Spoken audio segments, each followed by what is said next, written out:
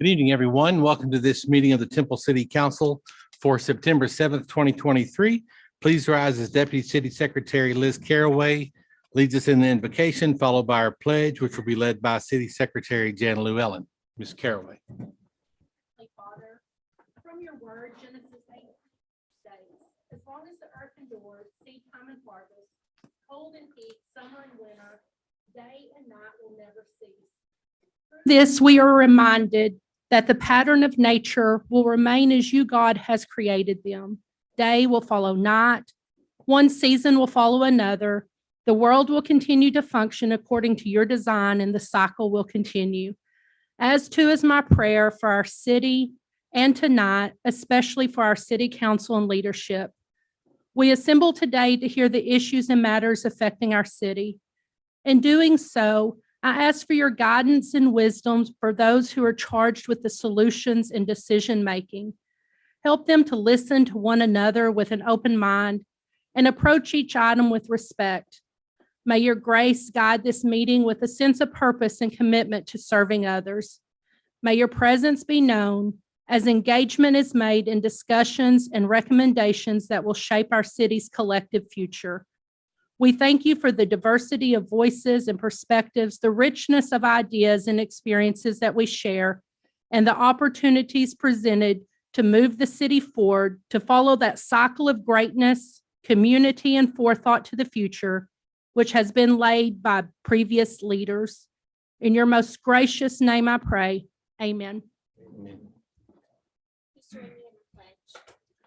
Pledge allegiance to the flag of the United States of America and to the republic for which it stands, one nation under God, indivisible, with liberty and justice for all.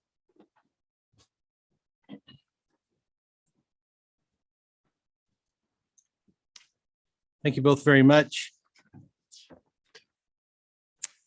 Now's the time that in the meeting where we will receive public comments. Citizens who desire to address the council in any matter may do so. We simply ask you step to the podium and state your name and address for the record.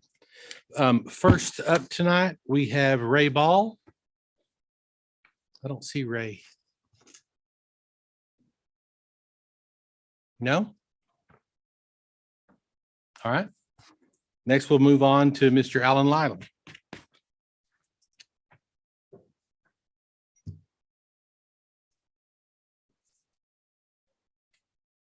Alan Lytle, Temple, District 3. Ladies and gentlemen, I'm proud to come visit with you guys tonight. A couple of days ago, I went downtown, did a little tour, and found all the things that are going on. I think it's fantastic. We're having a Oktoberfest here before too long. We're having all the restaurants and new businesses that are going into the downtown area. But unfortunately, we have too many streets still tore up. We haven't got the parking garage done yet. We haven't got the Hahn Hotel done yet. And I'm afraid that as long as those streets make it difficult to go downtown, people coming downtown are going to get frustrated and decide not to come back. We really need to find some way to get these projects done. Thank you. Thank you, Alan. They all take time. So next up, Mr. Milton Hensley. Milton? It's almost October, isn't it?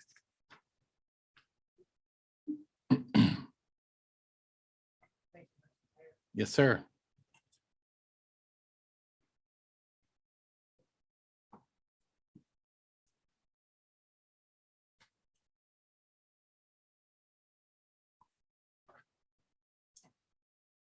Mr. Mayor, City Council, I appreciate living in Temple, Texas. This is the best area in the whole wide state. My name is Milton Hensley. I live at 301 Mitchell Drive. The first Sunday, October 1, will be the 15th annual Life Change. This is a pro-life event to save the lives of unborn babies. I am sure that each one of us in this room want to do exactly that to save the life of the unborn baby. It is estimated that 3,000 unborn babies are terminated or murdered each and every day. The location will be on South 31st at Azalea. There is a area between Azalea and Chick-fil-A is a grass area. We have been meeting there for, I'd say, 10 years. Now, this is going to be on the first Sunday in October. And I want to invite the city council and all that are present to attend this 1-hour event. Thank you, Mr. Mayor and city council and those who are present. You're welcome. Thank you for your faithfulness in putting that on each year. So Milton, I heard somebody had a birthday this week or in the last couple of weeks. Is that right? Is that you?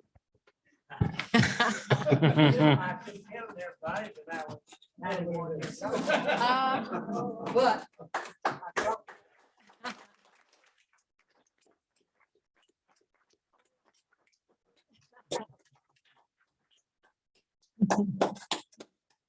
this day is great.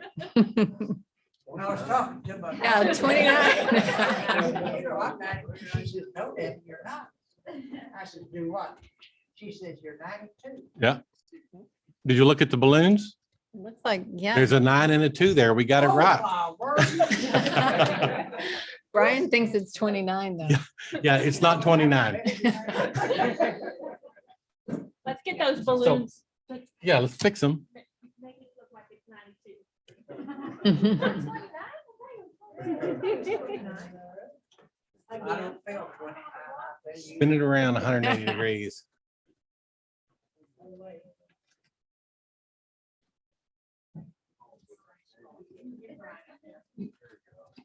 There we go. Now let's get a picture of that one. Perfect. Don't move, Brian. Yeah. There you go.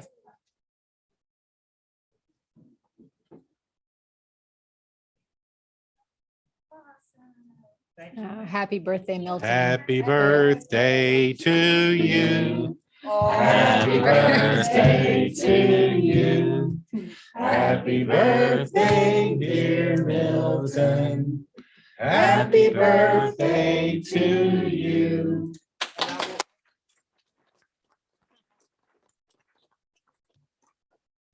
If anybody wants to take Milton to breakfast, he only goes to IHOP, not Cracker Barrel. So I just need to know that. I've seen them at Cracker Barrel. Huh? Oh. Milton, what time on the 1st there at Azalea? I know it's usually in the afternoon. What time? Oh, I didn't tell you that there. Well, you tell me and I'll tell them. It starts at 2 o'clock. Okay, We will meet about 1:45. okay. Usually a prayer, Yes, hand sir. out some signs and then kind of spread out up and down the street. Say the prayer. Somebody will get there. Thank you, Milton. All right. Happy birthday, bud. Thank you. I appreciate that. You bet. We appreciate you. All right, moving on to item 3 is the consent agenda. All items that are on the consent agenda are considered to be routine by the city council and may be enacted in one motion. If discussion is desired by a council member, that item can be pulled and for separate discussion and a vote.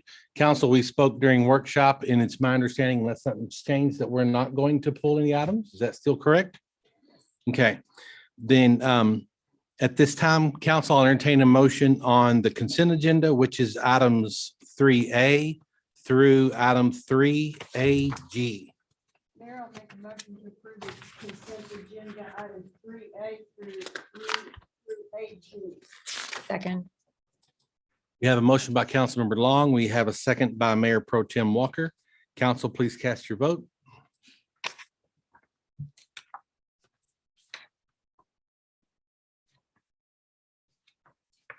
This first one seems to always take a minute.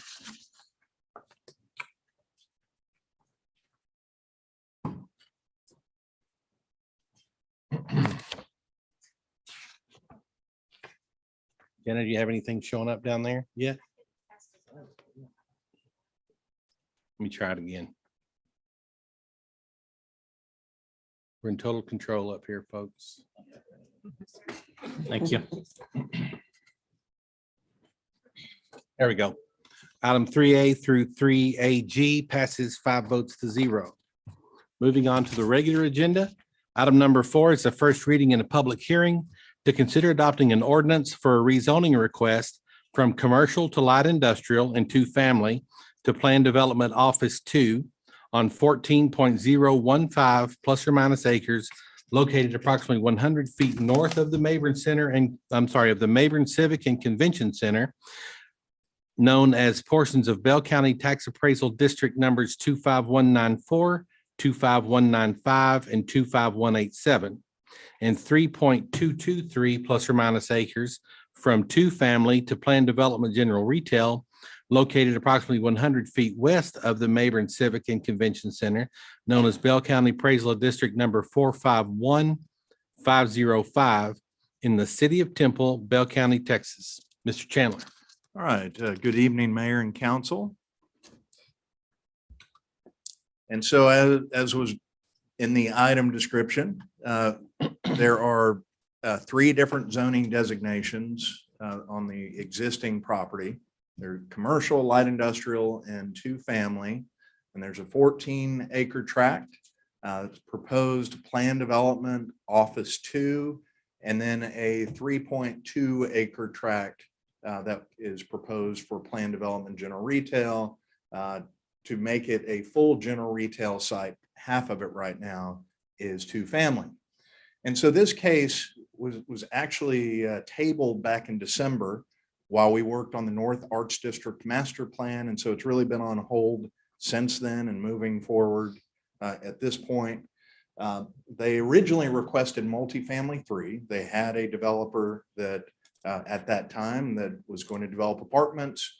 That is no longer on the table, but they're still looking for a multifamily developer, but also want additional flexibility with the office 2. So the office 2 allows most retail, obviously office, as well as multifamily.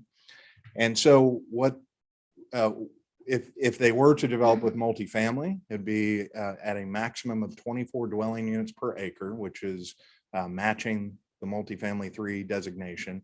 And then a maximum of 339 units per that density and a 5-story maximum. A subdivision plat will be required. And so addressing any extension of utilities, et cetera. Of course, this is located within the Temple Independent School District. And so you can see the top left-hand corner, the office 2 portion, the 14 acres. And then bottom left-hand corner, a kind of zoomed in portion of that. The general retail portion, which is immediately to the west of the convention center. And to the east, you can see undeveloped property. To the south, of course, convention center. And to the west, the north side, Church of Christ. And so here's the hodgepodge of current zoning. And the proposed office 2 would remove a number of inappropriate uses that are allowed in commercial. Because this property may or may not be within the I-35 overlay. Right now, it's not. There's the tract that abuts I-35 is a separate tract. And so by our definition, it's not in. However, when platted, it's possible that this property would have to be included. So that depends on, it's a situational kind of overlay inclusion. So the overlay does not apply right now. And so removing that C zoning and converting to office 2 to have a variety of retail uses and prohibiting some of those C uses, including vehicle servicing, minor and major, just as an example. Also, a plan development condition removing the duplex uses because that is allowed in office 2. As I mentioned, the overlay currently doesn't apply because of that tract that you see zoned light industrial. But in the case of if during plating, it's included as a single site, then multifamily would require a conditional use permit. So you'll see one of the conditions is to allow that approval of that use, so they wouldn't have to come back with a conditional use permit. So just a little teaser for what's coming up at the end there. Also looking at the general retail, the expansion of the existing general retail, you can see kind of the lighter color of red. There's a lot of general retail in the corridor. Also reducing the existing 2F. You can see at the bottom part of the page, so you've got the general retail, the lighter kind of pinkish red, and then the 2F that will become general retail. So it's a consistent piece of property. The 2020 comprehensive plan identifies this area as future regional commercial.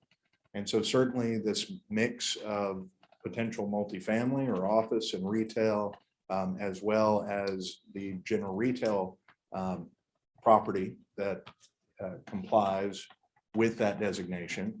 In terms of existing water, so you've got 6-inch water line of Bel Air North, and then an 18-inch wastewater line approximately 3,500 feet to the west.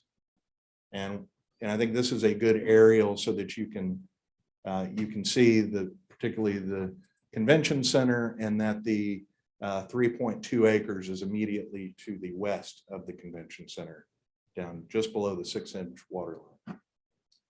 And looking at the thoroughfare plan, West Bel Air North is a community collector. And so the existing section is, and then future expansion, the dotted orange line, also a proposed community collector development in the future would trigger that. And so looking at the uses, once again, 2-family or duplexes would be prohibited by the plan development within the office 2. And some of the commercial uses that no longer would be allowed that currently are include mini storage warehouse, welding or machine shop, contractor storage, heavy machinery sales, and then I mentioned the minor and major vehicle servicing. And looking at the dimensional standards, the O2, just putting the 24 dwelling units per acre in there per the plan development ordinance. 8 notices were sent out to property owners within 200 feet. 5 were returned in agreement, none in disagreement. And just for the record, those are mostly by the applicant, but so we didn't receive any, except for it looks like 1 to the east that was not part of this development. And so staff recommends approval of the rezoning with the following conditions: prohibiting the duplex units in the 14 acres, as well as the 3.223 acres for the general retail. Of course, that's currently zone 2F, but we go to general retail, prohibiting duplexes there as well. Number 2, in the event that the plat triggers inclusion into the I-35 corridor overlay, a multifamily use is allowed in lieu of a future conditional use permit. So just in the event that at platting that tract is included in the overall development, the one that is abutting I-35, then that development would be in the overlay, and otherwise a multifamily conditional use permit would have to come back to you all. So we're just asking for approval on the front end just in case.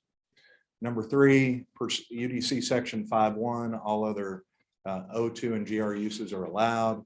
The maximum of the 24 dwelling units per acre, the maximum of 5 stories for any multifamily. And then the last one, any future site development plan shall be reviewed administratively, would not have to come back to city council. So planning and zoning recommended by a vote of 6-2 to approve per staff recommendation at the August 21st meeting. And I'm happy to answer any questions. Mr. Lloyd Thomas is here in case you have any questions for the applicant. Very good. Thanks, sir. Council, any questions for Mr. Chandler? Question. Could you go back to the staff recommendation? Yes, ma'am. Slide. Item 2. The only way the plat would trigger that inclusion is the other piece of property owned by the same person. Yes, ma'am. Okay, so that person would then decide to include it if at that planning time. The way, it's. The currently- possibility of it. Yes. I got it. So Okay, that's, thank you. You know, just it's a question and. Yeah. The overlay is written in such a way that Right, it's not just a straight line boundary, it's somewhat situational. right. Thank you. Very good. Council, anything else? Item 4 is subject to a public hearing. Anyone wishing to speak on the matter may do so. Please step to the podium or raise your hand on the virtual platform. Don't run away. You take it back to the actual plat itself, where you showed the Bel Air North Road. Right there, right there. Oh, there it is. Last time I was at the convention center, leaving the convention center, which I guess was on that road, to get onto Third Street. It's a little difficult to do that, turning left onto Third Street. Otherwise, you have to go up to you have to go north and come around. If we're gonna add 300 and some odd units with that many more cars, there's not gonna be there needs to be some kind of a way of having it empty onto Third Street, excuse me, empty onto Third Street, better than what we have now. Or am I missing where it's actually gonna empty? That has not. That'll be confirmed at the plating stage, but it'll have to meet our subdivision entrance requirements, limiting the number of dwelling units per access point, looking at other access points to, if they want to exceed essentially 150 dwelling units per a single access point. That's what they're limited to. So any more than that, and they have to find another access. Yes, sir. Correct. Will the developer be required to do any improvements on that road that already exists and then out onto Third? Perhaps, I would have to Depends. evaluate the current condition Yeah. of certainly of Bel Air North, and because it's classified as a collector. I don't recall how wide it is. Yeah, but it's not very you know, it big. Needs to support collector level development. Got it. Okay. No, go ahead. No, I was done. Hypothetically, Mr. Lytle's question, totally hypothetically. Yep. The whole thing could crash and burn because of ingress and egress issues in the future. Well, they're limited. I mean, certainly the number of units is directly dependent upon having adequate access. Okay. They're just, But they know that. Yes. yes, Yeah. and Very good. May I ask you another question? Yes, sir. Where's Step to the, go ahead and step on up so we get it on the recording. The question is, we're talking about possibly having a 5-story building. So where is the closest fire station to this unit? What kind of time frame we're gonna have that many units in Industrial park. one single access? okay, I have an answer because the fire chief is right there. And he, yes, and that's hand signal that I understand. One, stop fire station number Sin- 1 and number 6. Central and Industrial Park, is that right? Yes. Thank you. Good, thank you. Anyone else from the audience?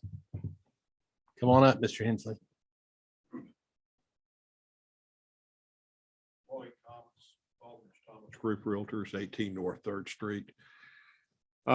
Commissioners, any of you that would like to have a 60-foot strip of land about 600 feet long that has access off of I-35, encumbered with an Encore electrical easement, be more than, I've got the perfect tract of land for you. But this is something that will work out, Sure. there's no intention to have it platted. It is a tract of land though that the developer has to purchase along with the rest of what they have under contract. So it'll be something that we'll end up having to deal with some form or fashion. I want to congratulate though Cheryl Maxwell. She was the one that actually suggested it. This guy was out of town. Mark Baker was out of town. And Cheryl just calls me up out of the blue and says, Lloyd, have you thought about making it O2? And we thought about it for a minute, walked through it and said, by golly, that's the best solution possible. It not only allows for an apartment complex, but it also allows for the ability to put in some office and retail type of development on that 14-acre tract of land, which then also provides the opportunity, if the city gets its act back together on the North Arts District, that, you know, we'll already be in a position. You say that a little nicer, please? Which, Yeah, much nicer. Tim, you know, I've tried.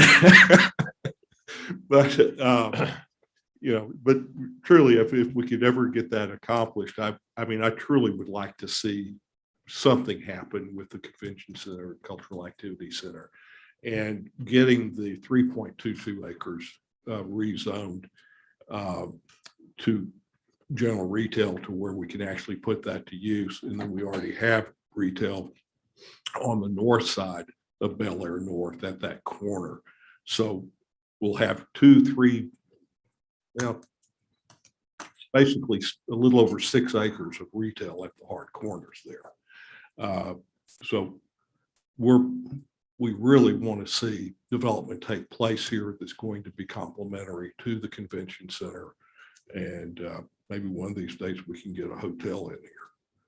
So, but we'll see.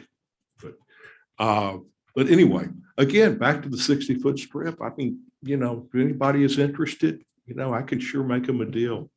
So you have any other questions? Yes, Lloyd, are you in essence saying the 60-foot strip is not developable? It is not. It's totally encumbered by electrical transmission That's what I lines. thought. Yeah. Could it be some kind of a park? It actually can be used for, you know, agricultural uses and, you know, parkland, whatever.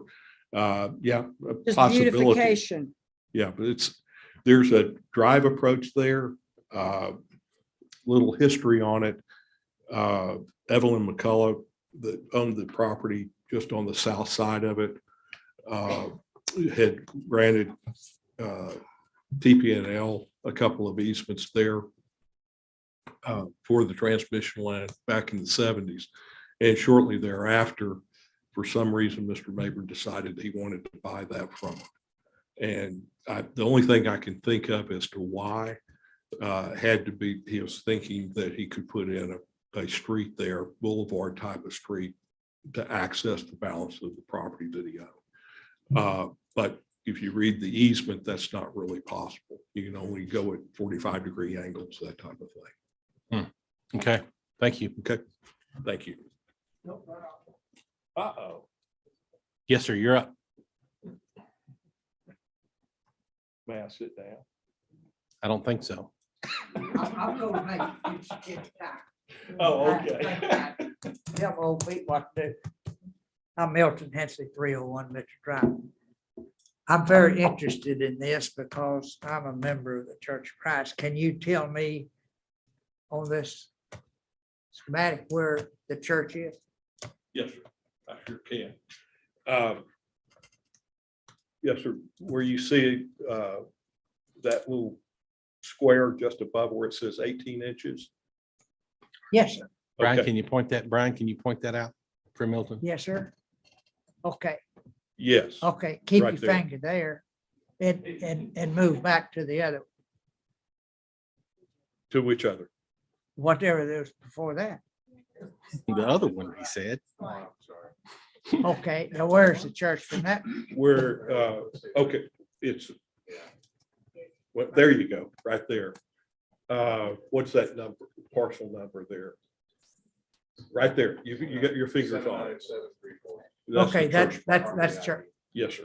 Okay. Now, these apartments are gonna be directly behind the church. They're all going to be Church of Christ members. I doubt that. Bless your heart. Lloyd. Mr. Mayor, I approve of.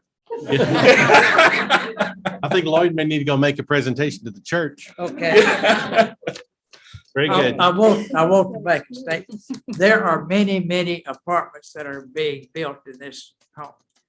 There are some on that connects out to the loop. I can't remember what name of the street is, but those, I hope they're not going to be like that. I'm not sure which one. Yeah. Yeah, East Young. Okay, let's have this conversation somewhere else. No, that's not the intention. I think I know which ones you're talking about now, but no. Very good. no, sir. Okay, all right. Milton, do you have anything else about this project? I do have one statement to make, since he is a member of Northside Church of Christ. Okay, You know that you have access to Bel Air North, coming down from the church parking lot. Okay, who said, yeah. There you go. Okay, okay. I had that put in for y'all, so you have access. Well, when North Third, They're not getting when the the hint. I-35 is being planned, there was a Texas highwayman there. And I Hey. asked him 3 times, I said, are you going to put access for the North Side Church of Christ to be able to get back to Third Street? He said, oh, yes, sir, I am. I asked him Help me, another Lloyd. time. He said, oh, Yeah. yes, sir. I think they would like to move on, but. I appreciate it. But I'll be more than happy to visit with you Yep. about it. I appreciate that. Thank you. Thank you. Is there anyone else that would like to speak on this topic or just general conversation? It's not gonna be duplexes. No, Right. no duplexes. Okay, all right. No, they're not duplexes. None of that area that you're looking at will be duplexes. Okay, anybody else? Anybody on the virtual platform? Thank you. I appreciate that. All right, then at this time, I'll close the public hearing on item 4. And council, if there's nothing else for Mr. Chandler, I'll entertain a motion. Mayor, I move to approve item 4. I second that motion. We have a motion by Councilmember Grant. We have a second by Councilmember Long. Council, please cast your vote.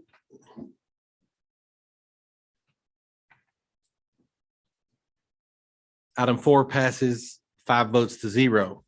Item 5 is a first reading and a public hearing to consider adopting an ordinance approving a rezoning from planned development multifamily dwelling 1 and ag to planned development single family dwelling 2 with up to 25% for planned development 2 family and up to 10% for planned development general retail on 20.76 plus or minus acres with the site development plan situated in the Maximo Marino Survey, abstract number 14, identified as appraisal district ID number 9888.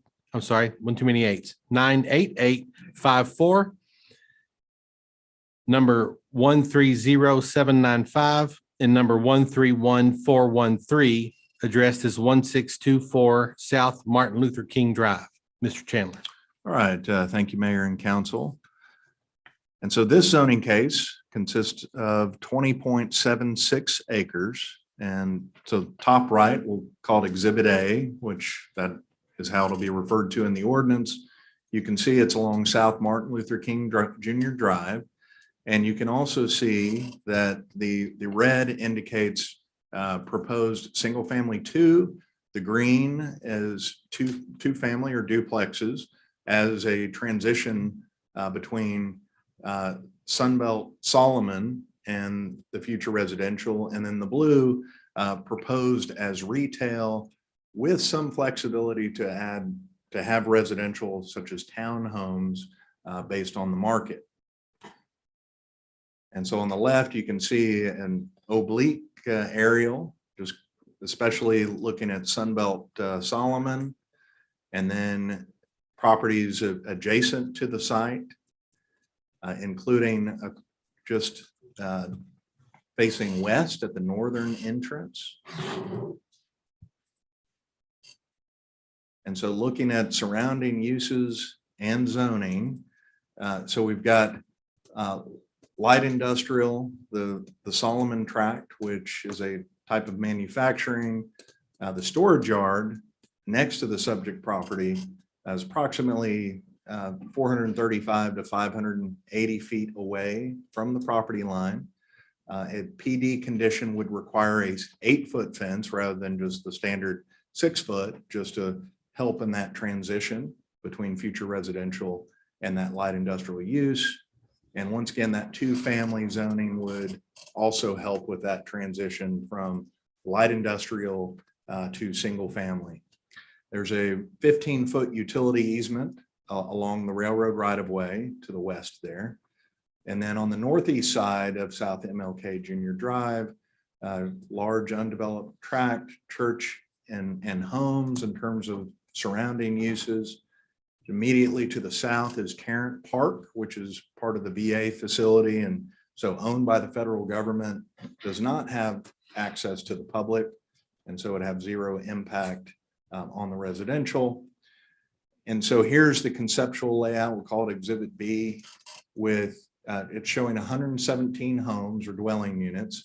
75 of those are single family, and those are north of the dotted line, above the dotted line, and then 21 duplex lots. Of course, that's 42 additional dwelling units for a total of 117.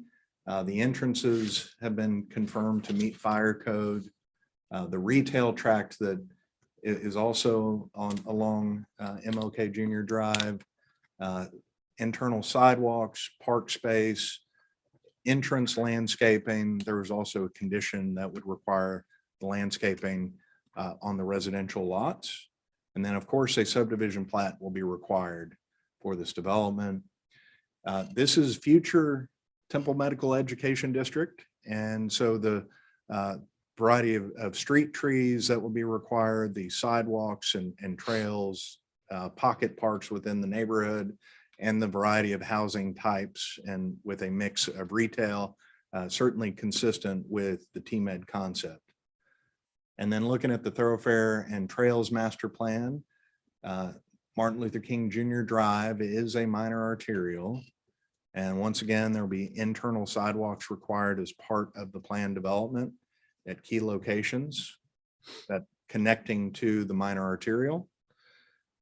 And so looking at the mobility review and the master plan, you can see that on the northern edge of South MLK Junior Drive and this site, there are 2,696 trips per day. A little further to the south, 5,000 trips.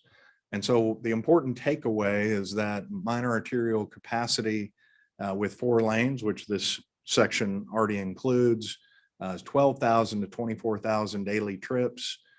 We've got between 2,600 and 5,200, and the estimated traffic generated by this development would be approximately 1,100 daily trips. And so that's out and back. That's not 1,100 round trips. 28 notices were sent out to property owners within 200 feet. 2 were returned in agreement and 0 returned in disagreement. And so staff recommends approval subject to the following conditions, and I'm not going to go through all of them, just some highlighted key items in green, that the single family 2 would, well, I should say that it's single family 2, but with up to 25% as duplexes or 2-family. The concept plan that we showed you reflects that. So this is just a belt and suspenders approach of compliance with the plan, but also codifying it. And then in 10% general retail. Number 5, that the exception of the park fees to allow for internal trails and HOA maintained parks.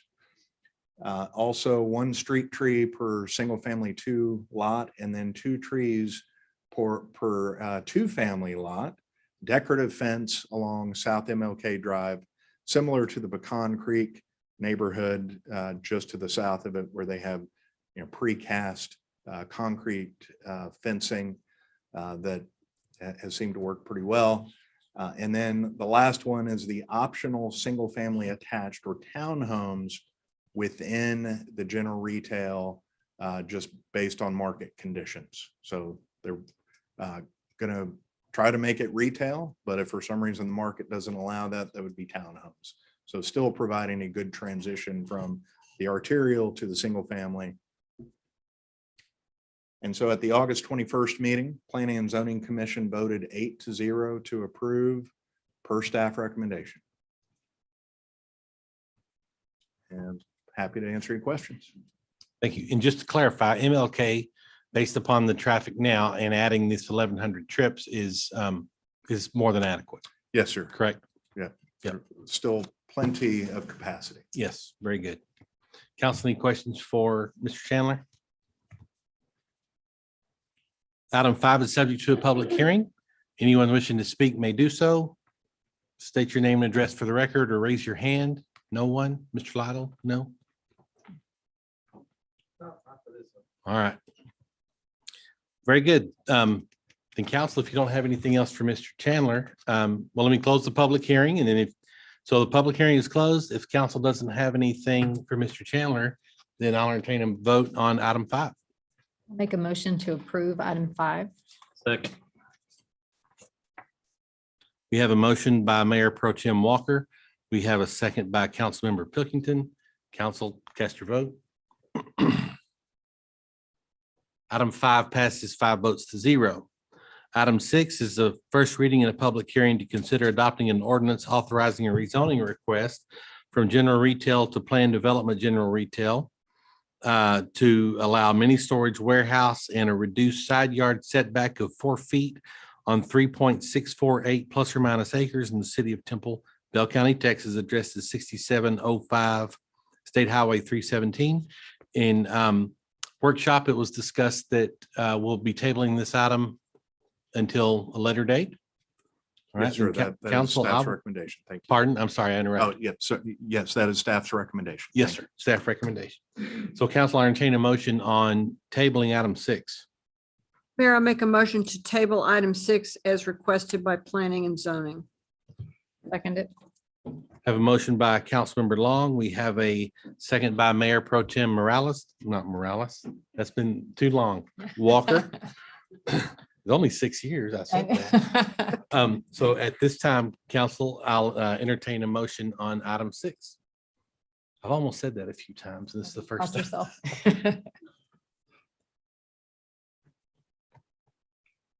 Item 6 passes 5 votes to 0.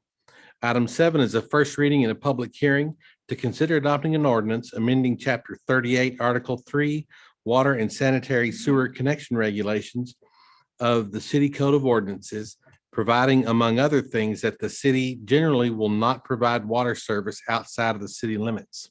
Mr. Nuttall.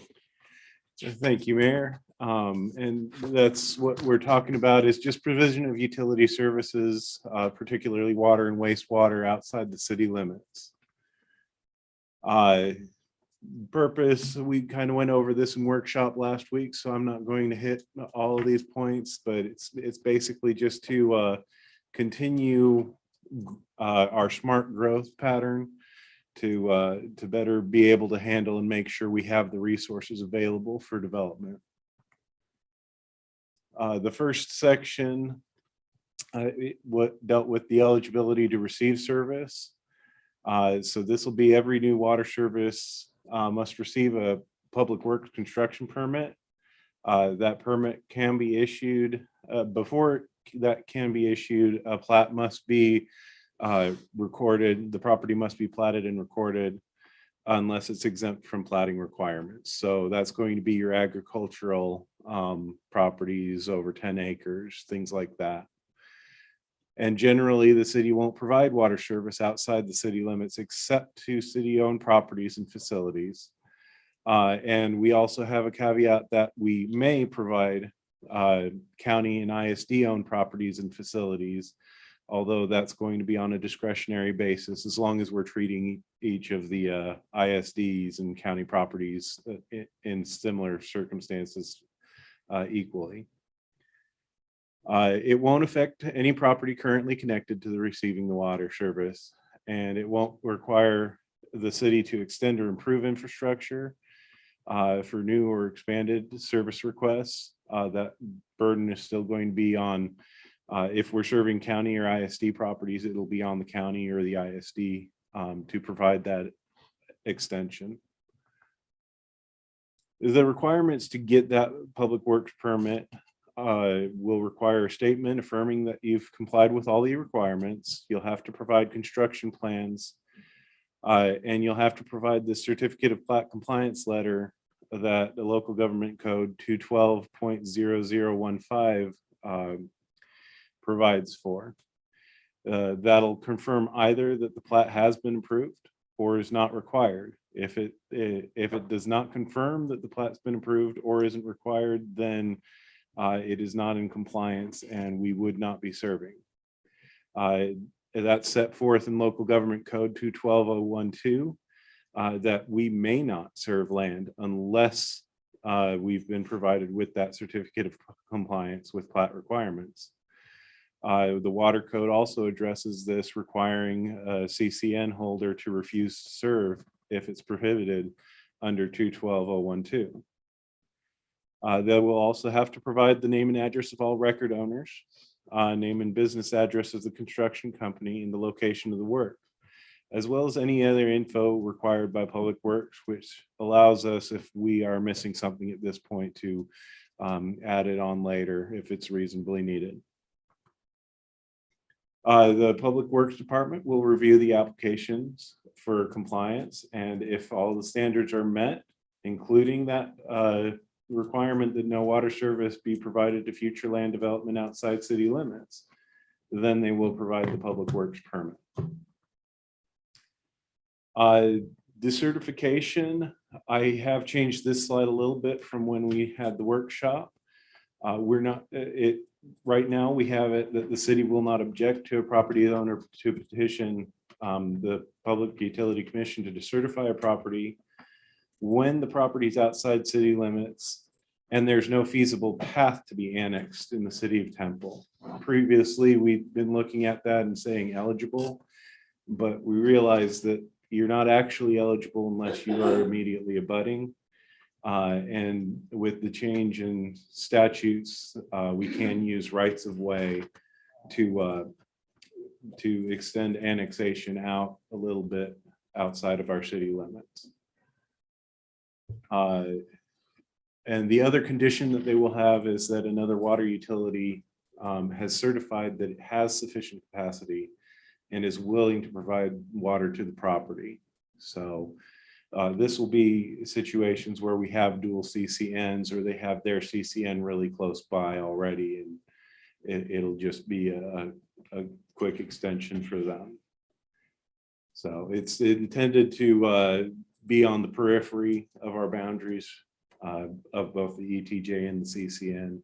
That's where we're looking at not objecting to decertification. Anything close, we are still wanting to use this as future development. You need to come into the city. So the staff recommendation is to approve the proposed amendments to Chapter 38, Article 3. And I am here if you have any questions or any changes you'd like to recommend. Thank you, Mr. Nuttall. Council, any questions? We've gone over this extensively. So, this item is subject to a public hearing.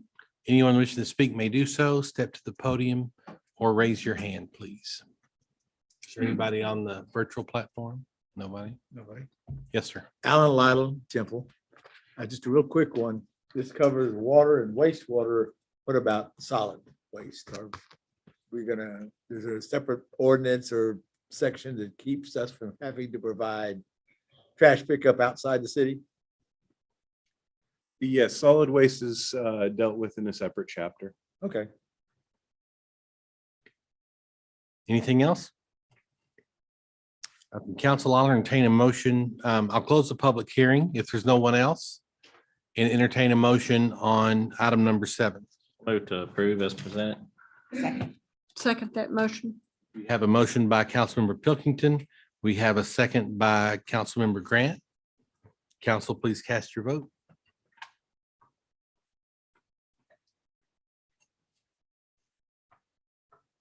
Item 7 passes 5 votes to 0. Item 8 is the first reading in a public hearing to consider adopting an ordinance repealing the juvenile curfew ordinance in its entirety pursuant to House Bill 1819. Ms. Davis. Yes, thank you, Mayor. I don't have a clicker. Can you just go to the next slide, please? This is a very long presentation, and I mean that facetiously. Yes, so the city of Temple has had a juvenile curfew ordinance in effect since 1994. And for the past almost 30 years, we were able to use that as an effective tool to keep the juvenile citizens healthy and safe. In this past legislative session, the Texas legislature did pass House Bill 1819, which repealed cities' authority to adopt or enforce juvenile curfew ordinances.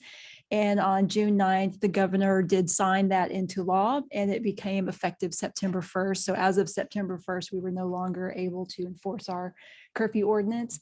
At this time, just for the sake of clarity going forward, it is staff's recommendation that we repeal our current youth curfew ordinance. Very good. Council, any questions? My understanding is that the ability to enforce a curfew was not used often.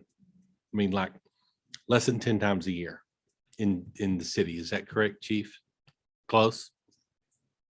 You don't know? I'll put you on the spot, Yeah, that don't have the specific data sets. but we don't know. So just say something. 10 sounds about right, Mr. Mayor. That's what I thought. Good job. I don't know either. Okay, but it's, I mean, it's like from the last time we reviewed this, that it was not, it's not like we had, juveniles out running around all over the place that were being caught. And, many times I think they were, maybe going from, from a late night job to home or something like that, but Which would be exceptions. But the Right. question is, there's a reason why we had so few, because we had the ordinance in had one. effect and have had it for a long time. And because they may have written 10 citations, they may have been able, the officers may have been able to use that as a tool to reach out and talk to juveniles outside, after the curfew ordinance that they may have, or curfew time period that they may not have had that authority to make those. Yeah, that's correct. I mean, it was Contacts, used as a otherwise. tool for us in order to make contact, to keep juveniles safe, and we didn't charge the first offense. So contact was made, parents were contacted, a conversation was had. It was really the second or third time before the full impact of the juvenile ordinance was utilized. call the governor. Exactly, precisely. Okay.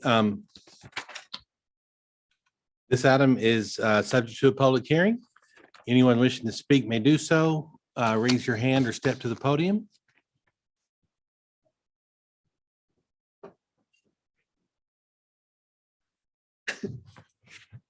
Alan Lytle, Temple, Texas. I want to thank the attorney's office and all the staff. I understand this is just one of 700 plus pardon me, legislative statements that our legislature enacted. And I know you guys are probably still working to find more of these that will come up in council as they find them, and we have to repeal or change our ability to rule ourselves. So if you have the opportunity to discuss this with your senators and congressmen in Austin, please do so and tell them to quit doing that. Thank you. Ask them what happened to local control. All right. At this time, if there's no one else, I'll close the public hearing and count what? Mayor, I wasn't able to find super current information, but from 2011, which was the last I could easily put my fingers on, 135 instances where the juvenile curfew ordinance was enforced in the year. So that's 10 years old, but there you have it. Okay, very good. Thank you, ma'am. All right. Anybody else? Okay, I'm going to close the public hearing and council will entertain a motion on item 8. Mayor, I'll make a motion to approve item 8 as presented by our legal office. I'll second it. I should say as presented by the governor. Have a motion by Councilmember Long. We have a second by Mayor Pro Tem Walker. Council, please cast your vote. Item 8 passes 5-0. Moving on to item 9 is consider adopting a resolution authorizing change order number 3 to the construction contract with Emerson Construction Company of Temple related to the construction of Poison Oak Road realignment Phase 1 in the estimated amount of $161,968.31. Yes, ma'am. Good evening, Mayor and Council. I have a couple slides for you for the Poison Oak Road realignment Phase 1 change order number 3. Here we have the exhibit. We are proposing to extend the Phase 1 eastern limits approximately 150 feet to include roadway improvements, a water line, and drainage improvements to serve the Carriage House Creek subdivision to the north side of Poison Oak, east of the Charter Oak Elementary School. The improvements include, as I mentioned earlier, a 52 wide pavement section, 4 lanes, curb gutter and drainage infrastructure, approximately 85 feet of 12-inch water line.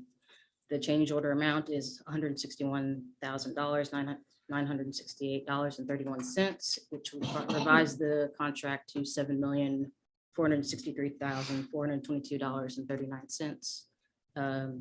We're adding 30 days to the contract, which will revise it to the November 6, 2024 completion date. If you have any questions, I'll take them now. Council, any questions? Thank you. All right, council, if there are no questions, then I will entertain a motion on item 9. I move to approve item 9. Second that motion. We have a motion by Councilmember Grant. We have a second by Councilmember Long. Council, please cast your vote.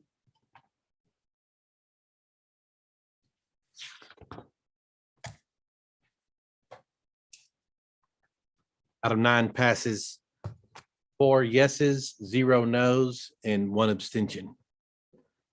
Item 10 reads to consider adopting a resolution finding that a 0.6267 acre wastewater easement and a 2.3177 acre temporary construction easement located on a property addressed as 1111 and 1601 and 2475 South Kegley Road, Temple, Texas, are necessary for the construction of the Pepper Creek Trunk Sewer Upsizing Project and authorizing the use of eminent domain to condemn the easement interests pursuant to Government Code Section 2206.053.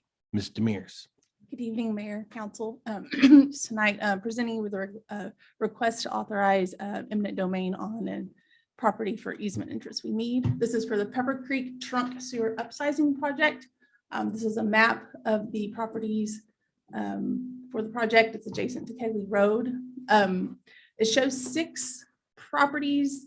However, properties 1 and 2 and properties 5 and 6, which are before you tonight, actually have the same owner, or well, 1 and 2 have the same owner, 5 and 6 have the same owner. So they were surveyed and appraised as one. So really, we only need 4 easements. 5 and 6 are the location of the easement that we are needing to move forward on. The project consists of upsizing around 3,000 linear feet of wastewater line to 39 inches and approximately 5,000 linear feet to 36 inches along Pepper Creek, which is adjacent to Kegley Road. It requires 4 wastewater easements and 4 temporary construction easements from 4 property owners. We've acquired easements from 2 of the property owners. We're still in negotiation with another property owner. And so tonight we're seeking authorization to condemn the remaining easement interests from 1 final property owner that we've not been able to reach an agreement on. It's a large tract. It's addressed with, has 3 different addresses associated with it. The yellow, or I guess more of an orange line, is a temporary construction easement. And then immediately adjacent to it in green is the easement itself, the permanent easement. So we need a 0.62 0.67 acre wastewater easement and a 2.3177 temporary construction easement.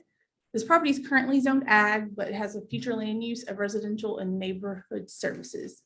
It's actually a total of 152 acres, but for appraisal purposes, the appraiser carved out an 80-acre economic unit, which is a little more consistent with the size of what would be developable tracts for subdivisions. So we made the initial offer to the owner on April 5th of this year. The appraiser found just compensation for the needed interest to be $24,442. Basically, she appraised it at 75 cents a square foot. After we sent the offer letter, the owner indicated that they would provide a counter offer, but they never did. So we went ahead and sent a final offer on June 13th. That did prompt a counter offer of $269,976 and a request for 2 sewer sub-outs, including a request for us to extend those sub-outs into the east side of the creek. They did not provide any supporting documentation for that number. So we essentially rejected that offer outright and asked them to provide a revised one with supporting documentation. On July 12th, they did submit a revised one at $166,218 or $3.50 a square foot, and the same stub out request. They did base that on a 2020 appraisal that only appraised a 6.2 acre economic unit carved out of that 152 acre tract. After staff discussion, the decision was made to reject that offer. Basically kind of due to the differences in appraisals. It was more of a apples versus oranges appraisal and being so far apart in numbers. Then on August 7th, they submitted a second counter offer for $102,005. And that came out to $2.15 a square foot, again with their sewer request. After discussion, it was still felt that we were very far apart, and anything that we provided to them, they would probably not accept based off of the appraisal that we have. So we're asking council to go ahead and authorize eminent domain. Obviously, we will continue to negotiate with them, but at this time, we feel like us and the owner are very far apart. And in order to maintain our construction timetable, go ahead and move forward. So I'm happy to answer any questions that y'all have. Council, any questions for Ms. Demers? I'm assuming that the other property owners that have agreed were in the appraisal range of, so that's the comp, right? Yes. Yeah. And that sets the standard that is in place, so to speak. Maybe standard is the wrong term, but it sets the example.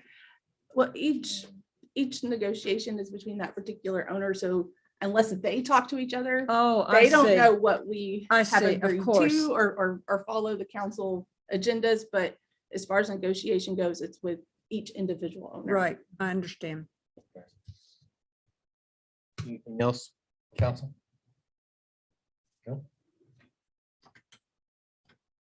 All right, there being no further discussion, I'll entertain a motion on item 10. And council, you have the required eminent domain motion language at your. Mayor, I'll read it. On item 10, I move that the city of Temple approve resolution number 2023-0296-R and authorize the use of the power of eminent domain to acquire 0.6267 acre wastewater easement along with a 2.3177 acre temporary construction easement necessary for the construction of the Pepper Creek Trunk Sewer Upsizing Project. Each easement being situated in the George Gibbons Survey, abstract 345, and embracing a portion of the remainder of a called 231.511 acre tract conveyed as tract 8 to Christopher W. von der Hoya, trustee in volume 3100, page 76, official public records of real property, Bell County, Texas, and located on the property addressed as 1111-1601 and 2475 South Kegley Road, Temple, Texas. I'll second that. Have a motion by Councilmember Long. We have a second by Mayor Pro Tem Walker. Council, cast your vote.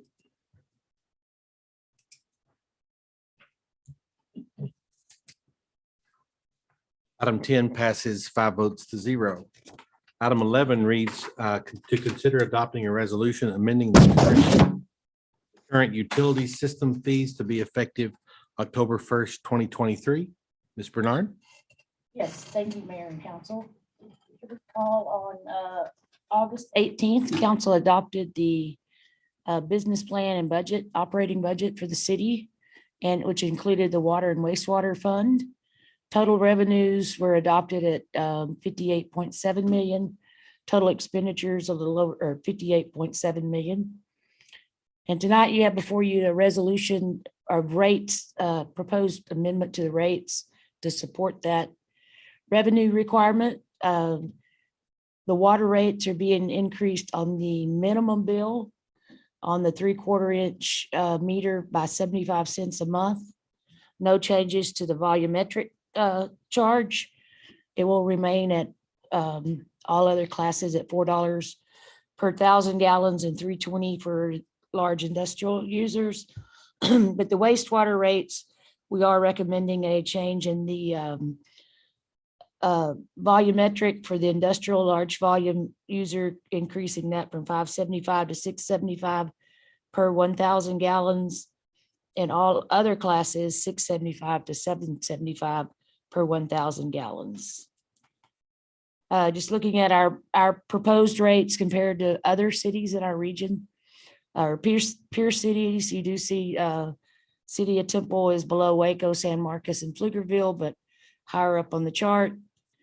But as Bryn commonly reminds us all that the city, if you look at what other cities that have impact fees for residential development, you see what the other cities have, and Killeen and or Bryan and Temple do not have impact fees.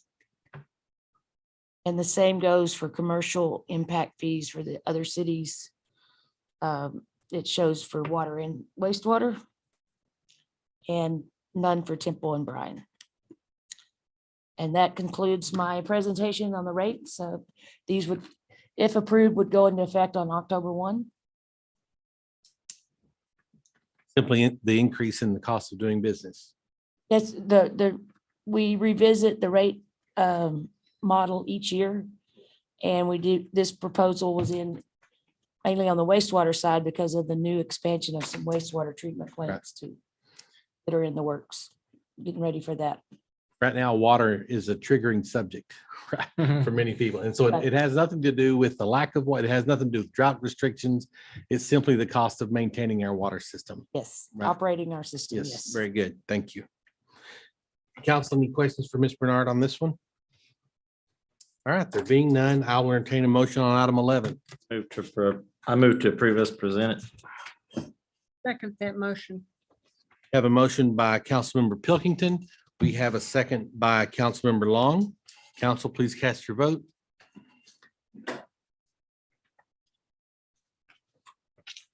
Item 11 passes 5 votes to 0. It's now 6:20. Thank you all for attending, and this meeting is adjourned.